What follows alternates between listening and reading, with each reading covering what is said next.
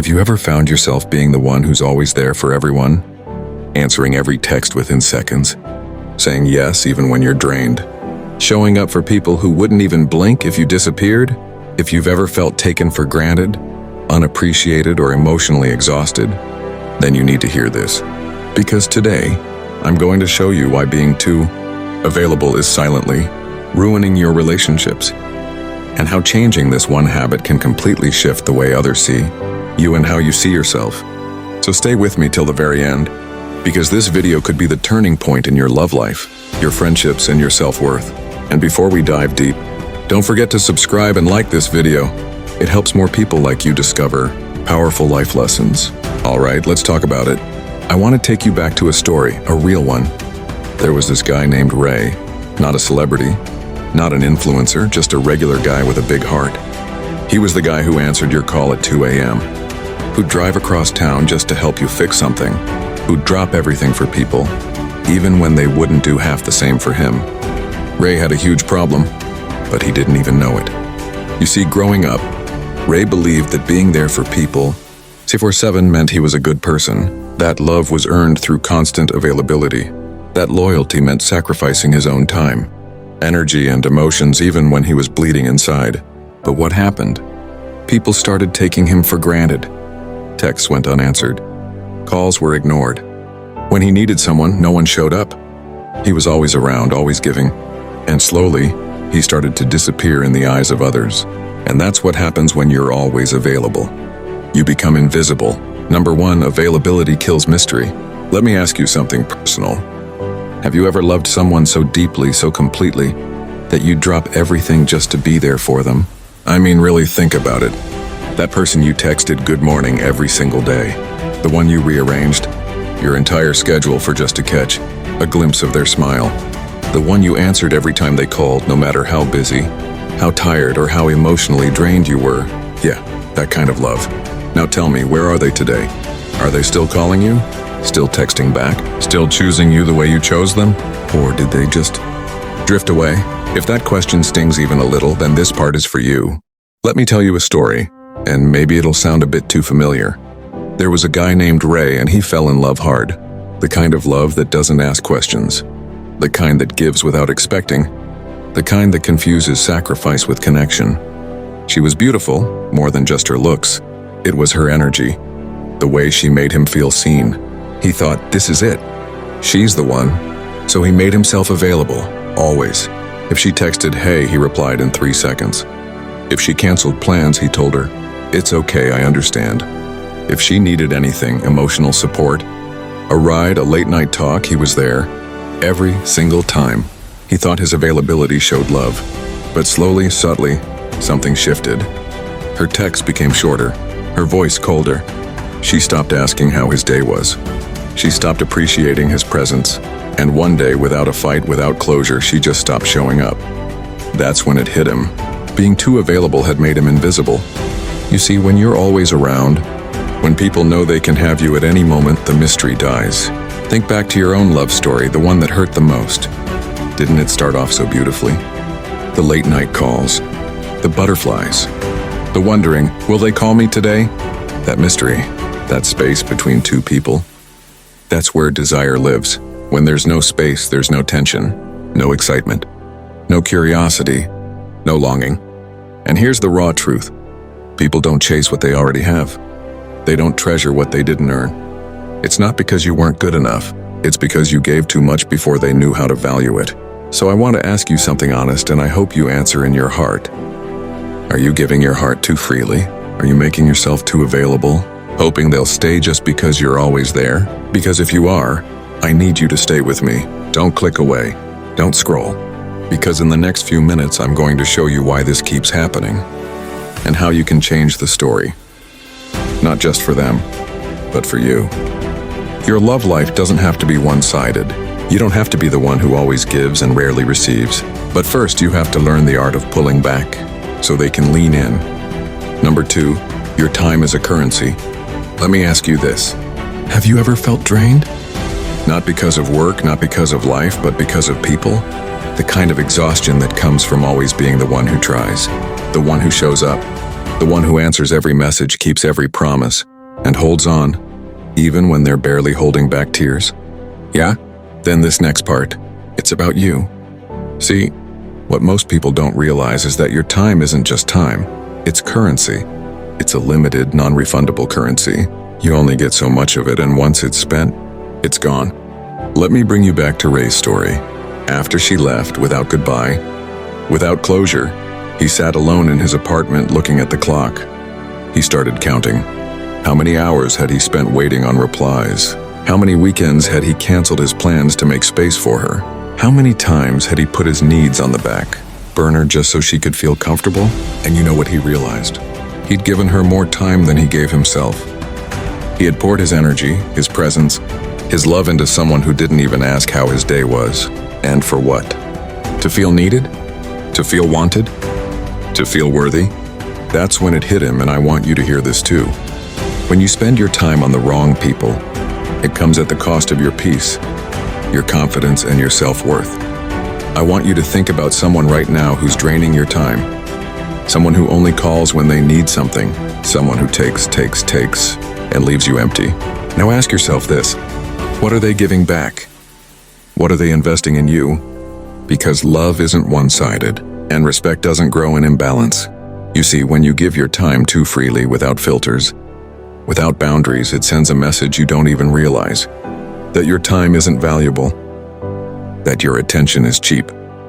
That your energy is disposable. But let me tell you something that Ray had to learn the hard way. Your time is your power. Not everyone deserves it. Not everyone should have access to it. And the moment you start guarding it, everything changes. Ray started doing something simple. Before answering a call, before replying to a text, before making plans, he asked himself, would they do the same for me? And if the answer was no, he chose himself. That one habit, it was a game changer. He started attracting people who respected his time, who didn't ghost, who didn't breadcrumb, who showed up because he stopped showing up for those who never did. So I'm asking you now, how much of your precious time are you giving to people who wouldn't even notice if you stopped? Because until you start treating your time like the treasure it is, no one else will. And in the next part, we're going to uncover the real reason we keep doing this. Why we overgive, why we overextend, and it's going to hit deep, but you need to hear it. Stay with me. Number 3, the root is fear. Now let's go a little deeper. Have you ever wondered why you keep showing up for people who barely show up for you? Why you keep texting first? Why you keep checking your phone? Why you say yes when your heart is screaming no? It's not just because you're kind. It's not because you're weak. It's not even because you're too generous. It's because deep down you're scared. And I'm not saying that to hurt you, I'm saying it to free you. You see, Ray didn't want to admit it either. After that girl walked out of his life without even looking back, he started digging. Not into her, but into himself. He asked the hard questions, the ones most people avoid. Why did he feel the need to always be there? Why did her silence feel like punishment? Why did he think that love meant giving without limits? And the answer shook him. He was afraid. Afraid that if he didn't show up every time, she'd forget him.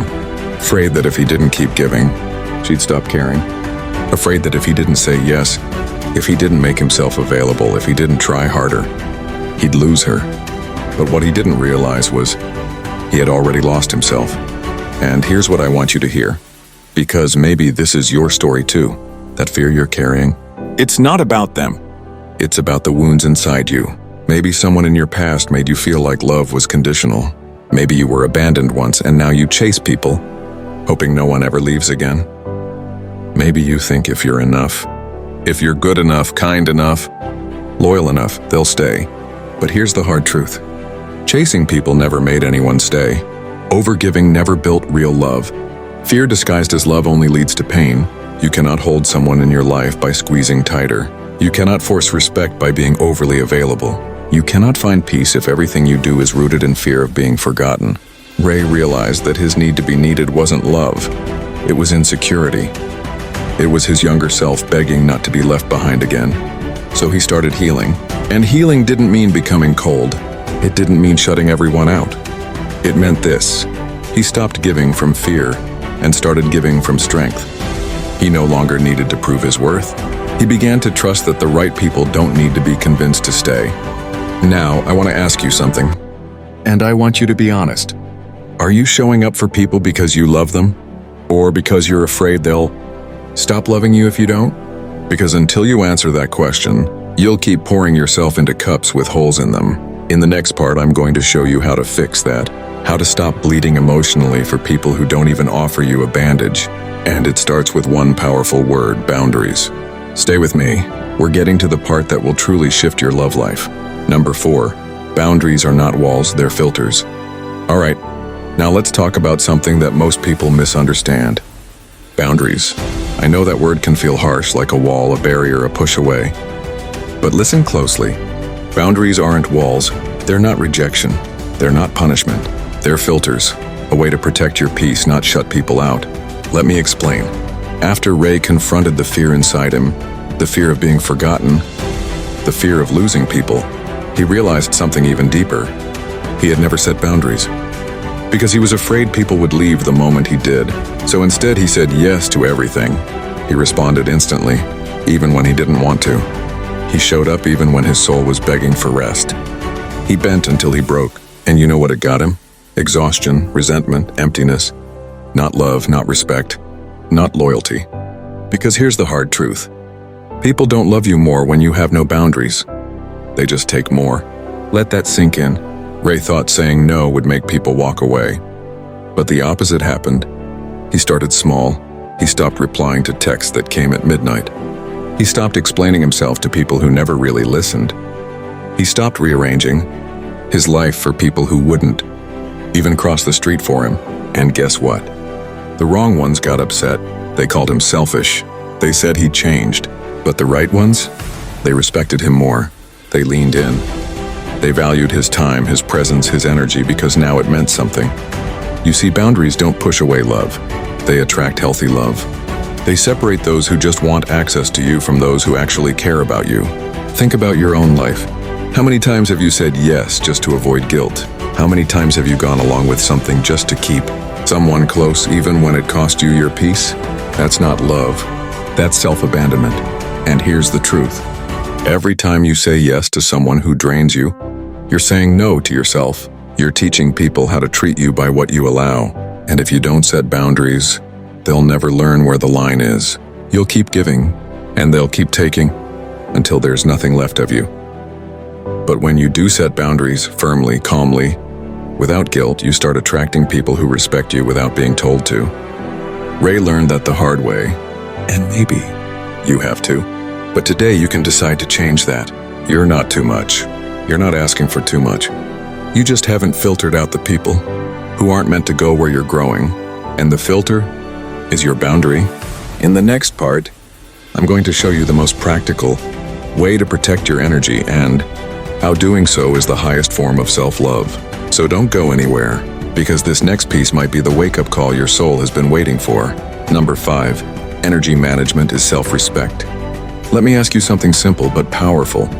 When was the last time you checked in with yourself? Not your notifications, not who texted you back, not who's watching your stories, but you, your heart, your mind, your energy. Because here's something no one teaches us growing up. Managing your energy is not selfish, it's self-respect. You ever notice how your phone gets sluggish when too many apps are running in the background? That's you when you keep entertaining conversations you don't care about, relationships that drain you, and people who only reach out when they want something. Ray learned this the hard way. After years of always being on, always being available, always giving, he hit a wall. Not a dramatic breakdown, not a huge explosion. It was more like a quiet numbness. He stopped laughing like he used to, stopped feeling excited about things, stopped enjoying his own company, because his energy was gone. Not from life itself, but from emotional overcommitment. He was giving little pieces of himself away every single day. To people, to texts, to arguments, to situations he had no business being in. And the worst part, he never realized it. Because emotional burnout doesn't scream, it whispers. It shows up as snapping at small things, feeling tired even after sleeping, losing interest in things you once loved, avoiding silence because silence reminds you how disconnected you feel. That was Ray. And maybe that's you too. But here's what changed everything. He started treating his energy like it was sacred. He asked himself, who do I feel lighter around? Who do I feel drained by? What habits are stealing my energy without giving anything back? And once he answered those questions honestly, he made changes. He stopped answering messages out of guilt. He removed people from his life who only came around when it benefited them. He started giving himself permission to rest, not just physically but emotionally. And something incredible happened. His peace returned. His joy came back. And slowly, he started feeling like himself again.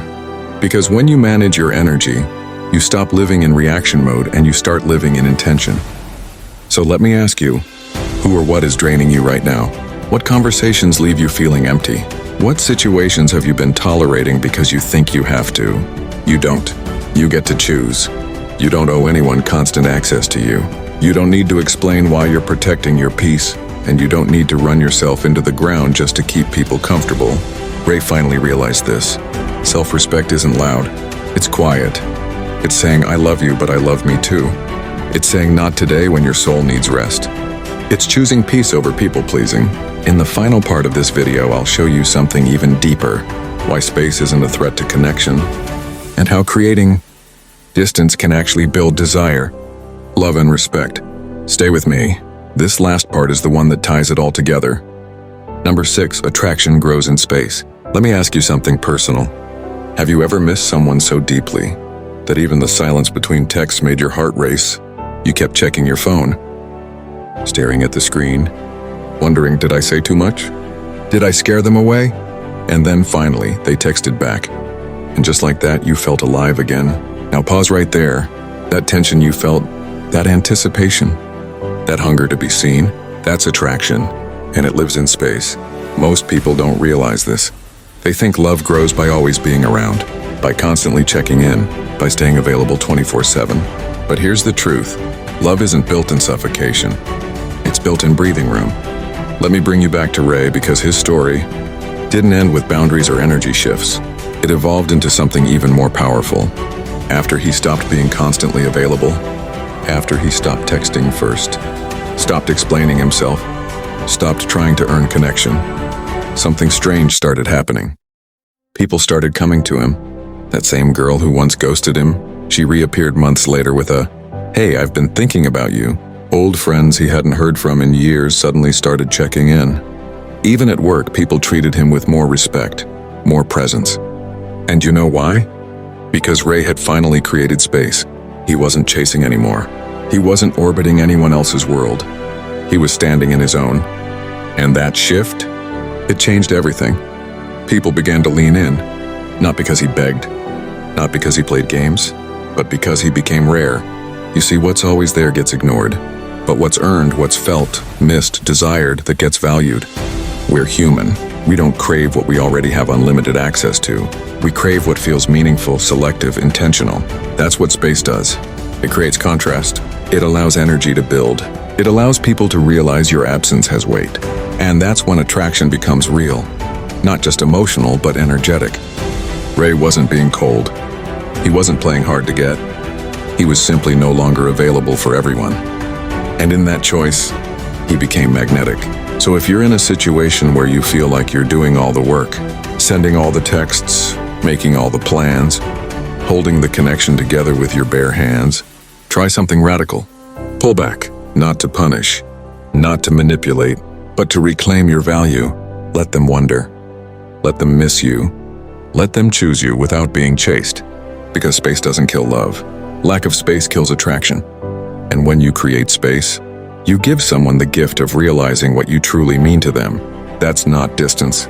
That's clarity. And in a world that's too loud, too fast, too demanding, clarity is everything. So now that you've heard all of this, let me ask you one final question, and I want you to answer it in your heart. Are you ready to stop being available for just anyone? Because here's the truth no one told you growing up. Your love is not a discount. Your time is not a free sample. Your soul is not a public service. You are not supposed to be constantly reachable. You are not supposed to pour endlessly from a half-empty cup. You are not supposed to prove your worth to people who never earned access to your heart. Ray's story might have started with heartbreak, but it ended in self-respect. And now it's your turn. Your turn to stop chasing what isn't chasing you. Your turn to protect your peace like it's gold. Your turn to say, I love myself enough to wait for what loves me back. Because the moment you stop being available to everyone, you become magnetic to the right ones, to real love, to mutual energy, to respect without begging. Let them wonder where you went. Let them notice your silence. Let them feel the loss of your presence. Because the right people, they'll never be scared off by your boundaries. They'll be drawn to them. They'll rise to meet you where you are, and that is the love you deserve. So stop giving unlimited access to people who treat you like an option. You are not an option. You are the choice. With that said, thanks for watching, and until next time.